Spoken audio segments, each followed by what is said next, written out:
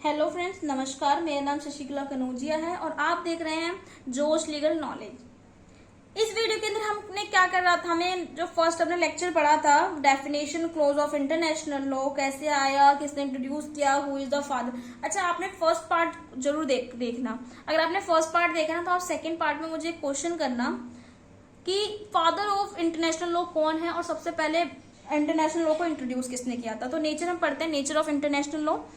Status of international law is very controversial among jurist. सारे jurist में भी controversial part रहा क्योंकि किसी ने इसको बोला रियल लॉ है, किसने नहीं बोला। आप मुझे ये भी कमेंट करके बताना कि किसने बोला था कि रियल लॉ है और किसने बोला था कि ये रियल लॉ नहीं है। The disagreement is based at the core of definition of law itself. जो यहाँ पर डिसएग्रीमेंट आए थे ना, तो यहाँ पर डिसएग्रीमेंट क्यों आया था? देखो, जैसे कि मान लो अगर मैं एक लॉ बना रही हूँ, अगर मैं एक पर्सन को बोल रही हूँ कि आप इस लॉ को समझे, तो वो उसकी ओपिनियन कुछ अलग होगी। अगर मैं उसी को 10 लोगों में शेयर कर रही हूँ, मैं कहूंगी आप अपने अपने ओपिनियन दें, तो आप सब अपने अपने ओपिनियन अलग अलग देंगे। तो यहाँ पर यही है कि यहाँ पर हर जो जूरिस्ट है उसने अपनी एक अलग डेफिनेशन कुछ ऐड कर दिया था, तो उसके कारण भी ये डिसएग्रीमेंट में रहा। इसका प्रेजेंट प्रैक्टिकल सिनेरियो क्या है? देयर आर इंटरनेशनल लेजिस्लेशन है क्रिएटेड नाउ अ डेज। आजकल इंटरनेशनल लेजिस्लेशन है। यहाँ पर हमने पहले पढ़ा था ना कि लेजिस्लेचर की कमी है, लैक ऑफ लेजिस्लेचर, इसलिए इसको रियल लॉ नहीं बोला जाता है। तो यहाँ पर एक लेजिस्लेशन है created nowadays as treaties and convention, जो क्रिएट करते रहते हैं ट्रीटीज और कन्वेंशन को। These legislation have binding force behind them. जो भी वो लॉ बनाते हैं वो बाइंडिंग होता है सबके ऊपर। स्टेट कंसीडर करता है themselves bound by these legislation. State जो है वो अडॉप्ट करता है कि हाँ, हम इस कानून से हम बाउंड है, हम इसको फॉलो करेंगे। The international law community and UN can act against violation of this legislation. जो इंटरनेशनल कम्युनिटी है और जो यूएन है वो अगर कोई भी इस लेजिस्लेशन को वॉयलेट कर रहा है उसके अगेंस्ट में रहती है, उसको पनिशमेंट भी देती है, वो भी हम पढ़ेंगे आगे।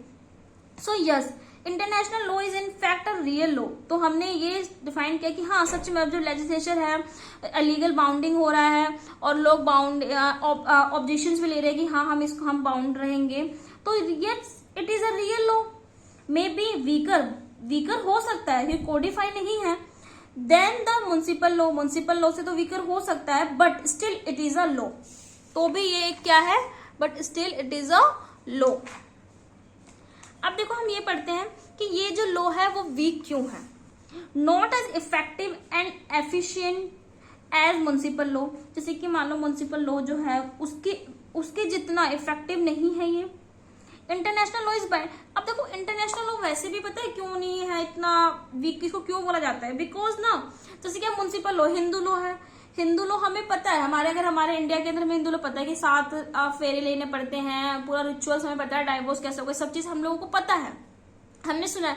बट इंटरनेशनल लॉ एक इंडिविजुअल कैसे सुन सकता है? इतना नहीं सुनता। जो बच्चा पढ़ रहा है या जिसको इंटरेस्ट है न्यूज सुनने में वो सुन सकता है, बाकी तो लोग नहीं सुनते हैं, तो उनको कैसे लॉ पता रहेंगे?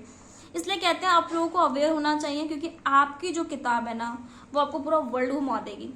क्योंकि अगर आपको नॉलेज है तो आप पूरे वर्ल्ड में हो, वरना आप किसी भी वर्ल्ड में नहीं हो। तो नॉलेज को अपने वास्ट करें, इसको फैलाएं, जितना आप गेन कर सकते हैं उसको गेन करें, जितना नॉलेज किसी को दे सकते हैं आप उतना नॉलेज किसी को दें, किसी भी थ्रू। मैंने ये नहीं बोला कि मतलब ऐसे ही बस खड़े हो जाओ रोड पर और बांटते रहो, ऐसा कुछ नहीं है, किसी भी थ्रू आप दे सकते हैं। तो international law is the binding only if the state agree to it first. अगर इंटरनेशनल लॉ बाइंडिंग तब होगा जब स्टेट एग्री करेगा। जैसे कि मान लो यूएसए, रशिया, बहुत सारे स्टेट थे और उसमें से एक इंडिया ने बोला कि हम ना जैसे कि उन्होंने लॉ बोला तो हमने कहा कि हम नहीं इसको बाइंड करेंगे, तो वो उस पर बाउंड नहीं होगा। जो उसको बाउंड कर रहा है, जो एग्री हो रहा है फर्स्ट, उस पर ही वो लॉ बाउंड होगा। इसके अंदर मैं देखो अभी यहाँ पर ना आपको एक रेक्टिफिकेशन का मतलब नहीं समझा सकती, क्योंकि वो एक अलग टॉपिक है। उसको मैं जब समझाऊंगा ना तो आपको ये चीज ना बहुत अच्छे से और क्लियर होगी कि हम कितने, जैसे कि चलो मैं आपको एक एग्जांपल दे देती हूँ। फॉर एग्जांपल, जैसे कि मान लो एक हमने लॉ बनाया, उसमें 1 2 3 रूल्स थे। इंडिया वालों ने कहा कि मैं फर्स्ट और सेकंड के लिए बाउंड हूँ पर मैं थर्ड के लिए बाउंड नहीं हूँ, तो उसने रेक्टिफाई क्या किया, फर्स्ट और सेकंड के लिए, थर्ड को ले लिया। तो वो फर्स्ट और सेकंड लॉ के लिए ही बाउंड होगा, थर्ड के लिए बाउंड नहीं होगा, उसमें थर्ड रूल रेगुलेशंस नहीं इम्पोज की जाएंगे। Absence of real power for but rectification, मतलब हमारे ट्रीटीज के अंदर वो होना चाहिए कि आप रेक्टिफाई कर सकते हैं, तभी आप रेक्टिफाई कर सकते हैं, otherwise you have not any option to rectify any particular rules. Absence of real power for the courts at international level to enforce it decision.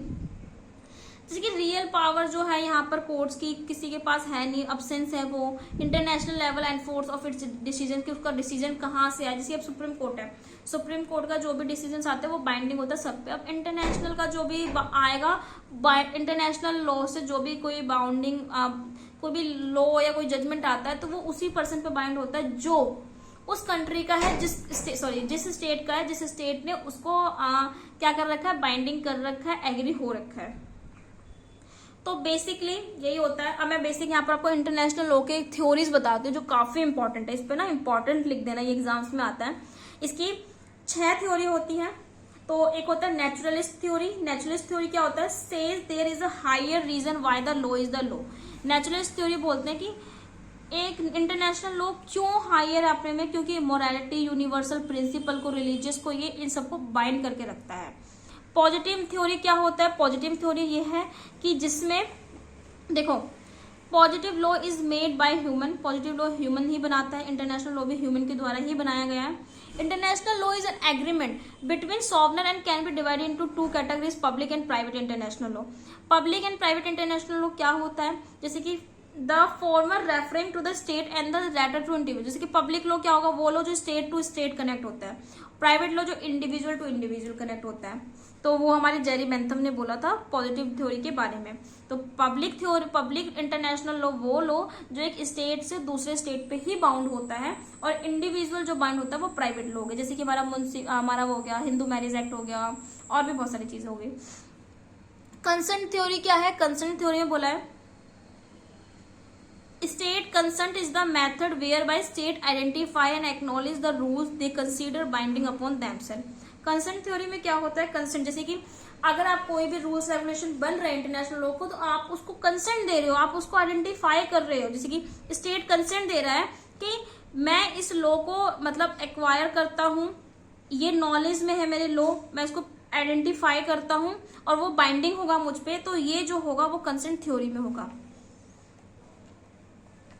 Auto limitation theory का होता है वॉलंटरली रिस्ट्रिक्शन और auto limitation of sovereignty of states by giving their assent to international law. Auto limitation theory का मतलब होता है कि आप वॉलंटरली रिस्ट्रिक्शन हो, जैसे कि अगर आपने एसेंट दे दी ना, तो वहां पर क्या हो जाएगा, वहां पर आप वॉलंटरी उस काम को करोगे, ऐसा नहीं है कि आप उसको मना करोगे। तो ये हमारा ऑटो लिमिटेशन थ्योरी बोलता है। फंडामेंटल राइट्स क्या theory, man is entitle to basic rights, की जो मैन है उसको जरूरत है, वो एंटाइटल है बेसिक राइट्स के लिए। इसकी राइट टू लाइफ, डिग्निटी का ह्यूमन राइट लॉ, जैसे कि ह्यूमन राइट लॉ बनाया जिसमें जीनोसाइड को मना कर रखा, तो मना ही है। तो फंडामेंटल राइट को भी यहाँ पर ध्यान में दिया हुआ है। Pacta sunt servanda treaty shall be complied with, जैसे कि अब ये बहुत इंपॉर्टेंट है, एक इंपॉर्टेंट प्रिंसिपल, इसको मैं अलग से भी ना डिफाइन करूंगी, इसके एक्सेप्शंस क्या हैं, क्योंकि इस वीडियो के अंदर करूंगी तो ये वीडियो लेंथी हो जाएगी। तो जो पैक्टा सन्ट सर्वेंडा होता है उसका मतलब होता है कि अगर आपने ट्रीटीज के अंदर जो भी चीज बाउंड किया है, कंप्लाई किया है कि हाँ मैं इस रूल्स रेगुलेशन को फॉलो करूंगी, तो आप उसको फॉलो ही करोगे। आप ये नहीं बोल सकते हो, आप कोई भी स्टेट ये नहीं बोल सकता कि नहीं मेरे से गलती होगी मैंने फॉलो नहीं किया, आपको फॉलो करने के लिए आप बाउंड हो। तो आई होप आपको ये वीडियो अच्छी लगी होगी। हम इसके साथ साथ डिफरेंस भी पढ़ लेते हैं, difference between public international law and private international law. Public international law and private international law क्या होता है, मैंने आपको बेसिकली बताया कि पब्लिक इंटरनेशनल लॉ जो स्टेट टू स्टेट कनेक्ट होता है, प्राइवेट जो इंडिविजुअल टू इंडिविजुअल या इंडिविजुअल टू स्टेट कनेक्ट होता है। तो public international law deal primarily with the state and to some extent in with the individual. तो public law क्या है, स्टेट और इंडिविजुअल, यहाँ पर भी स्टेट आएगा, स्टेट के साथ कनेक्ट होता है। Private international law is the part of the international law for the state concern with individual, यहां पर इंडिविजुअल आएगा, विद इंडिविजुअल।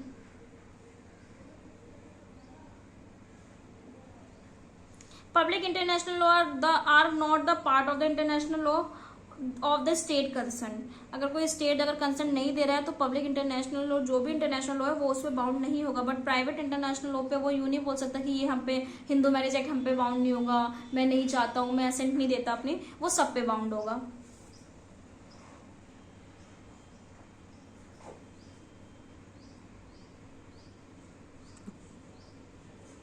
वो सब पे बाउंड होगा।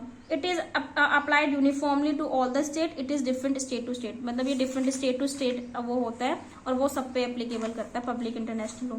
क्योंकि हमारे यूपी का अलग लॉ बना देते हैं, यूपी रेवेन्यू कोड बना रखा है, ऐसी और भी स्टेट में बना देते हैं। It evolves largely through the consent of the state by means of custom and treaties। custom and treaties को देख के बनाया जाता है। सेम यही है कि it is enacted mainly through legislation के द्वारा बनाया जाता है, enacted by the legislature और different states के लिए बनाया जाता है। नेक्स्ट वीडियो के अंदर हम कुछ वो पढ़ेंगे, स्कोप पढ़ेंगे और भी वीडियोस कंटिन्यू करेंगे। अगर आपको मेरी वीडियो पसंद आई तो प्लीज से लाइक करें, कॉमेंट करें, शेयर करें and also subscribe my YouTube channel. Comment जरूर कीजिए, कमेंट करने से मुझे मैं मोटिवेट होती हूँ और मैं ना वीडियोस बनाने की कोशिश करती हूँ, मुझे अच्छा लगता है फिर बनाते वक्त। Thank you.